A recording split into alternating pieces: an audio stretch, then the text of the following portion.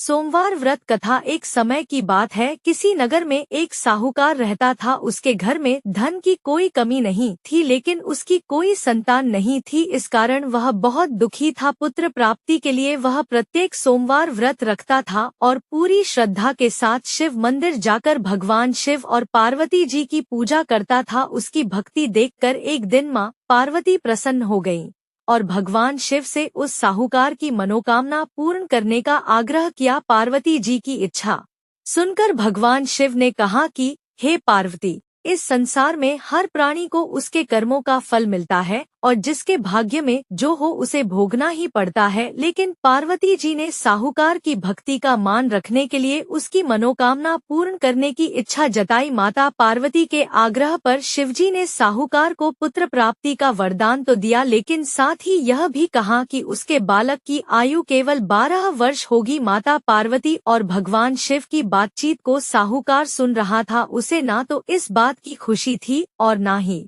दुख। वह पहले की भांति शिवजी की पूजा करता रहा। कुछ समय के बाद साहूकार के घर एक पुत्र का जन्म हुआ। जब वह बालक 11 वर्ष का हुआ तो उसे पढ़ने के लिए काशी भेज दिया गया। साहूकार ने पुत्र के मामा को बुलाकर उसे बहुत सारा धन दिया और कहा कि तुम इस बालक को काशी विद्या प्राप्ति के लिए ले जाओ और मार्ग में यज्ञ कराना। जहाँ भी यज्ञ कराओ वहाँ ब्राह्मणों को भोजन कराते और दक्षिणा देते हुए जाना। दोनों मामा भांजे इसी तरह यज्ञ कराते और ब्राह्मणों को दान दक्षिणा देते काशी की ओर चल पड़े। रात में एक नगर पड़ा जहाँ नगर के राजा की कन्या का विवाह था, लेकिन जिस राजकुमार से उसका विवाह होने वाला था वह एक आंख से काना था। राजकुमार के पिता ने अपने पुत्र के काना होने की बात को छुपाने के लिए एक चाल सोची। साहूकार के पुत्र को देखकर उसके मन में एक विचार आया। उसने सोचा, क्यों न इस लड़के को दूल्हा बनाकर राजकुमारी से विवाह करा दूं। विवाह के बाद इसको धन देकर विदा कर दूंगा और राजकुमारी को अपने नगर ले जाऊंगा। लड़के को दूल्हे के वस्त्र पहनाकर राजकुमारी से विवाह कर दिया गया, लेकिन साहूकार का पुत्र ईमानदार था। उसे यह बात न्याय संगत नहीं लगी। उसने अवसर पाकर राजकुमारी की चुन्नी के पल्ले पर लिखा कि तुम्हारा विवाह तो मेरे साथ हुआ है, लेकिन जिस राजकुमार के संग तुम्हें भेजा जाएगा वह एक आंख से काना है। मैं तो काशी पढ़ने जा रहा हूँ।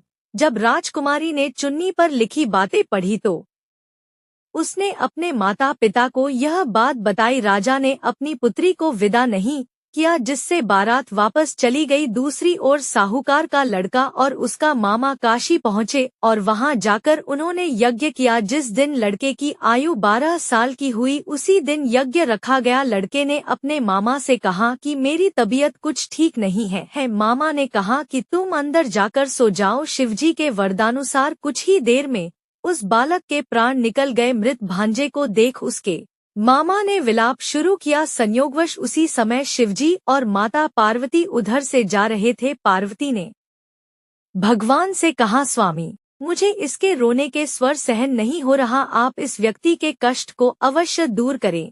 जब शिवजी मृत बालक के समीप गए तो वह बोले कि यह उसी साहूकार का पुत्र है जिसे मैंने 12 वर्ष की आयु का वरदान दिया। अब इसकी आयु पूरी हो चुकी है। लेकिन मातृभाव से विभोर माता पार्वती ने कहा कि हे महादेव, आप इस बालक को और आयु देने की कृपा करें, अन्यथा इसके वियोग में इसके माता पिता भी तड़प कर मर जाएंगे। माता पार्वती के आग्रह पर भगवान शिव ने उस लड़के को जीवित होने का वरदान दिया। शिवजी की कृपा से वह लड़का जीवित हो गया। शिक्षा समाप्त करके लड़का मामा के साथ अपने नगर की ओर चल दिया। दोनों चलते हुए उसी नगर में पहुँचे जहां उसका विवाह हुआ था। उस नगर में भी उन्होंने यज्ञ का आयोजन किया। उस लड़के के ससुर ने उसे पहचान लिया और महल में ले जाकर उसकी खातिरदारी की और अपनी पुत्री को विदा किया। इधर साहूकार और उसकी पत्नी भूखे प्यासे रहकर बेटे की प्रतीक्षा कर रहे थे। उन्होंने प्रण कर रखा था कि यदि उन्हें अपने बेटे की मृत्यु का समाचार मिला तो वह भी प्राण त्याग देंगे, परंतु अपने बेटे के जीवित होने का समाचार पाकर वह बेहद प्रसन्न हुए। उसी रात भगवान शिव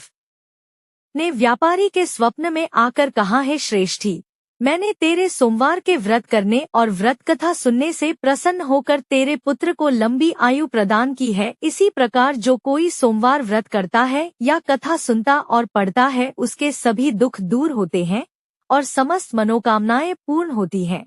सोमवार व्रत कथा एक समय की